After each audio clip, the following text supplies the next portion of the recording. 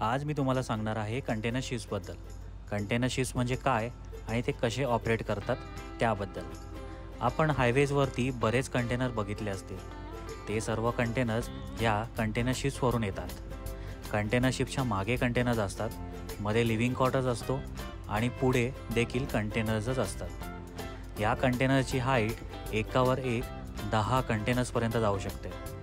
आता या कंटेनर्सला शिपवरून लोड आणि अनलोड कसे करतात, तर त्यासाठी ह्या गॅन्ट्री क्रेन्सची मदत घेतात. या गॅन्ट्री क्रेन्स कंटेनर्सला अलगद शिपवरती ठेवतात आणि कंटेनर्सला अलगद शिपवरून उचलतात.